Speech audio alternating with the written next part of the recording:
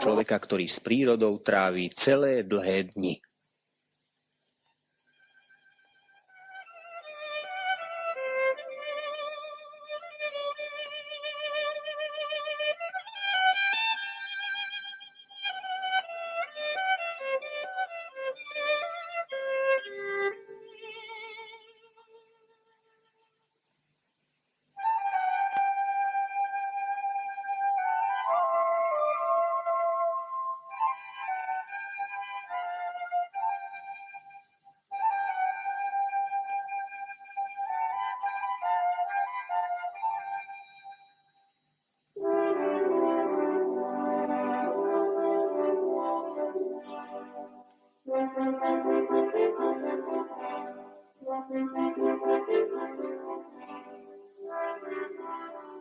Dobrý hospodár má dobrý koniec. A keď sa dobre on nestará, vždy je spolahlivý a smelý a pri tom všetkom aj pyšný na týchto konoch, že všade smelo môže ísť. Bo keď kona dobre nakrmi, postará sa o neho dobre, poriadok má, napojí ho, takže môže byť istý, že s tým konom sa môže dostať aj na Lovničak, a neže len do Tatier, ale na barziaké pláne, aj na najhoršie miesto. Kon je múdre stvorenie i dobre stvorenie, on pozná cestu i vodne, i v noci, keď len raz prejde cez ňu, on si ju dobre zapamätá a dobre ju pozná a tiež môže sa spoľahnúť aj bez svetla na dobrého kona aj v noci.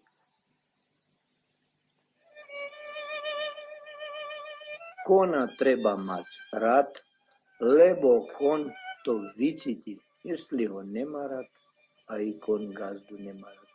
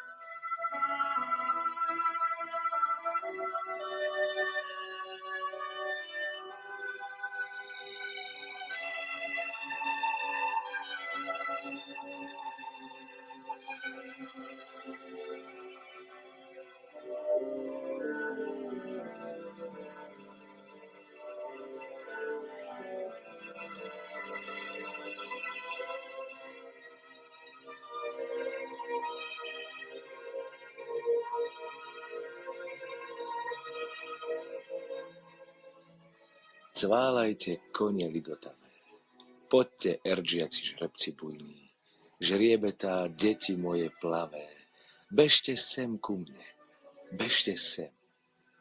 Podkovu srdca svojho cvenžiaceho na kopytá vám pribyť chcem. Sem, kvôli mojej sklonte šije, pospletám v krídla vaše hrivy, potom sa vo vás duch môj skrie a výšava tá klesne k vám. Symboly mojej poézie, sem, kvôli mojej sklonte šije. Nech každý z vás je, jak ja sám.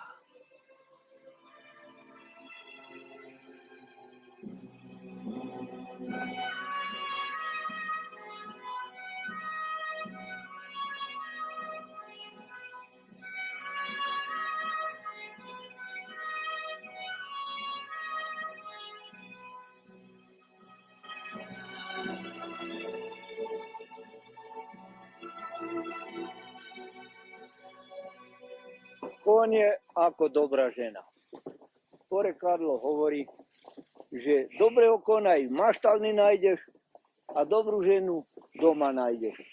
Ale dobrej žene, keď kúpi dobrý dar, zlatý prívesok alebo čo iné, ona nikdy nezabudne, ale kona, keď dobre nakrmiš, tiež sa nesklame a nezabudne na to.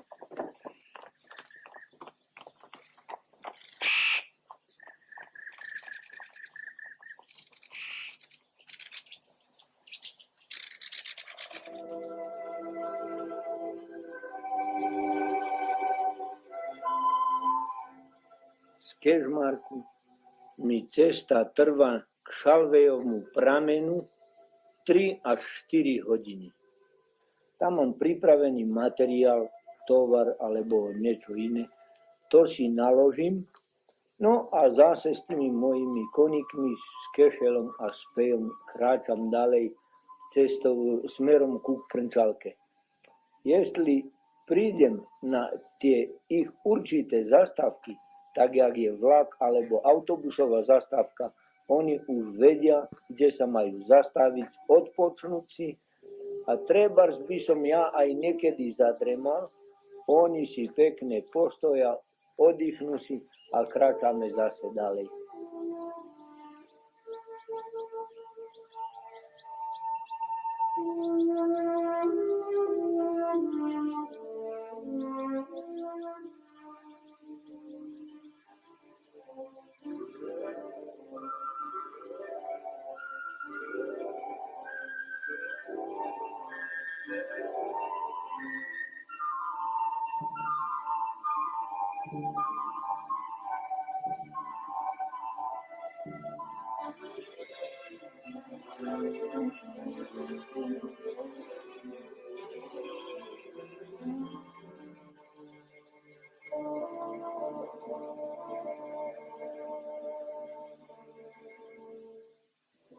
Na prvej zastávke od Šalvejovho pramenu, keď sa kone pristavia, to je veľká zakruta. No tak je to tam zaujímavé. Les a špatná cesta.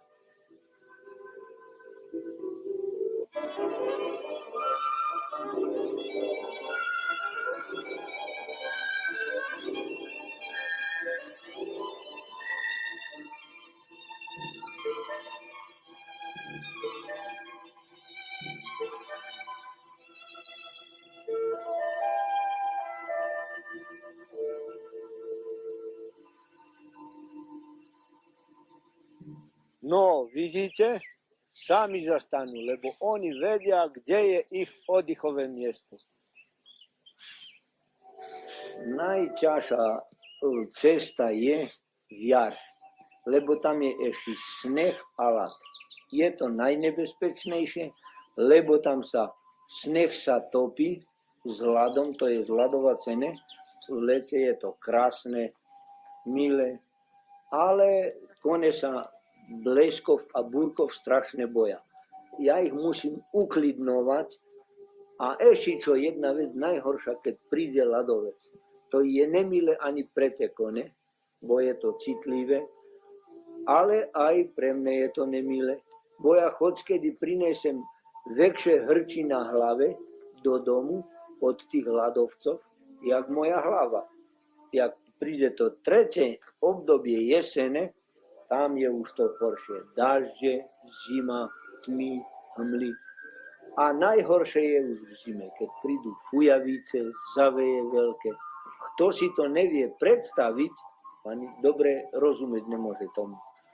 No, bo niekedy je dobrá zima, ale niekedy je takáto zima, že sú to také zaveje, že fakt, keď sa tak povie, že dobrý fajčar si môže smelo sadnúť na vrchol telegraf štangy a si cigaretu zafajčiť. No také sú to tam snehy alebo zaveje, no.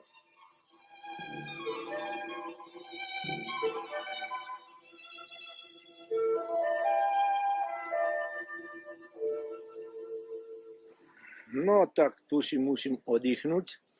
S ľuďmi sa tu najväčšej stretávam a spomínam si tu na tých mojich kamarátov. Ešte sú niektoré aj živí, a niektoré sú už aj mŕtvi.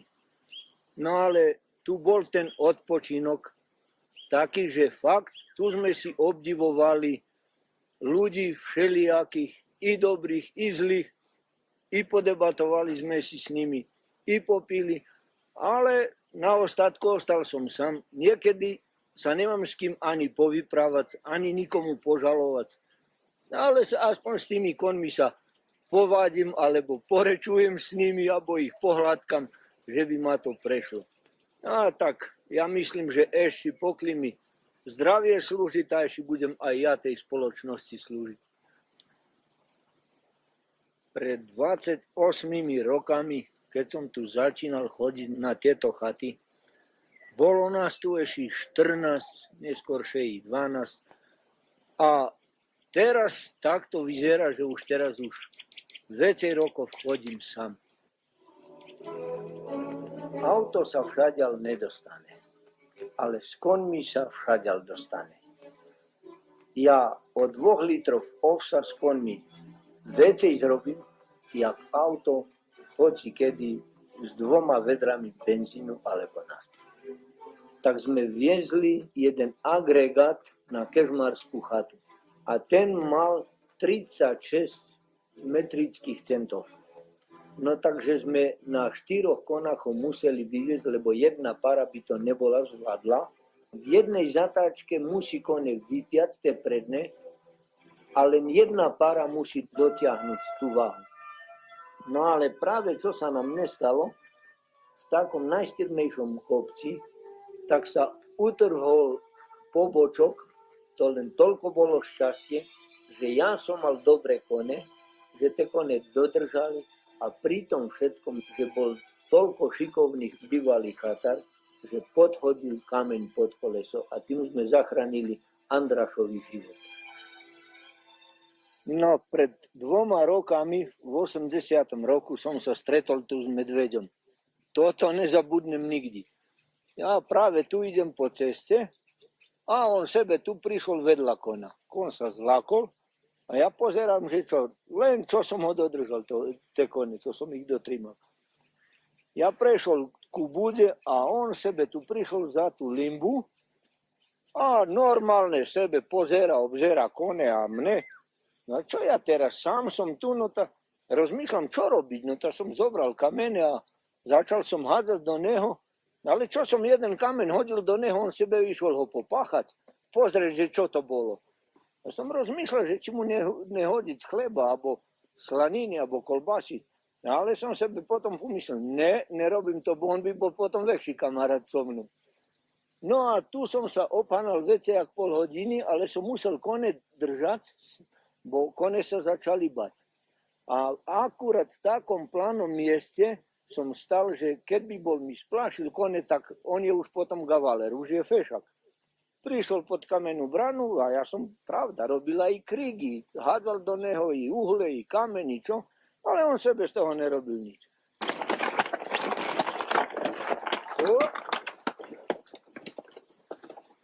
No, ja, našťastie prišli 2 chlapi a ja taký uveličený, že kto vie, akú pomoc som dostal.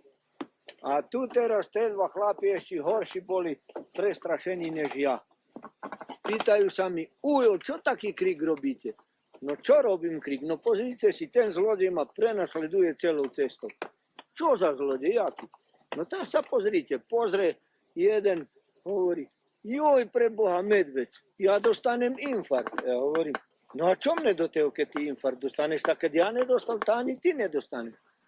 Ujo, no ale jak my zajdeme domov? A ja hovorím, no a čo ty sa mne pýtaš? A to je môj medveď?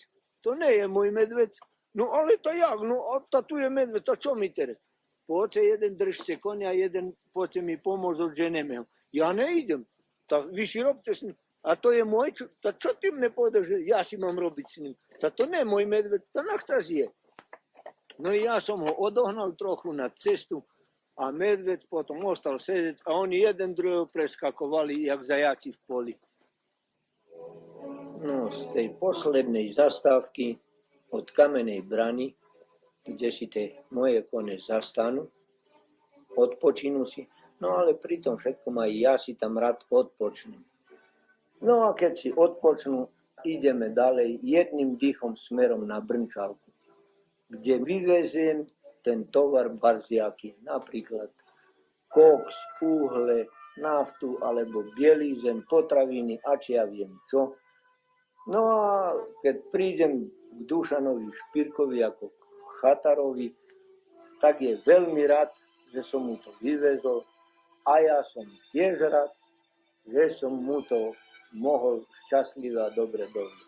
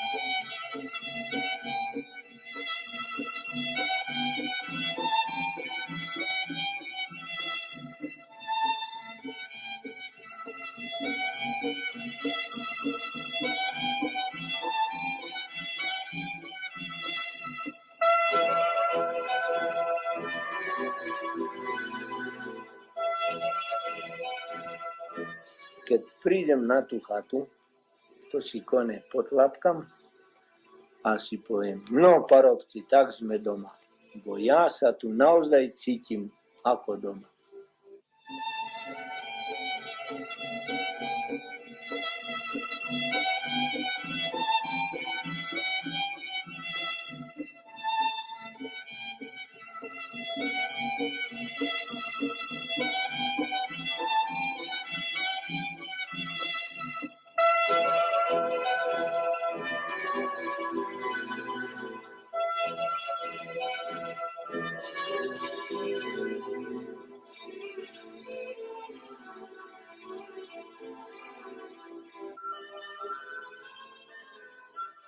Zle by bolo, že by ja som zabudol na moje kone, na môjho kešela a na môjho peja. Lebo za ich robotu treba im dať aj odmenu a one sa postarať. No ináč, pokiaľ budem môcť, tak budem pomáhať nielen podniku, ale celej spoločnosti alebo všetkým príchodiacim tu, ktoré tu dochádzajú. Práca je základ života. A do každej veci treba mať chuť a natúru. No a ja som naučený robiť. Ja sa cítim vtedy najlepší, keď som v práci, najzdravší a najlepší, keď som v robote.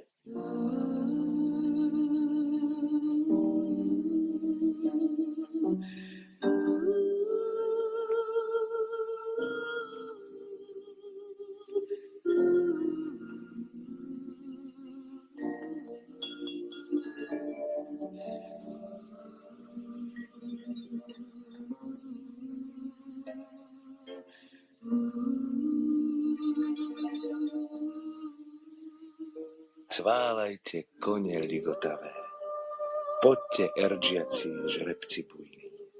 Žriebetá, deti moje plavé, bežte sem ku mne, bežte sem. Podkovu srdca môjho cvenžiaceho na kopytá vám pribiť chcem.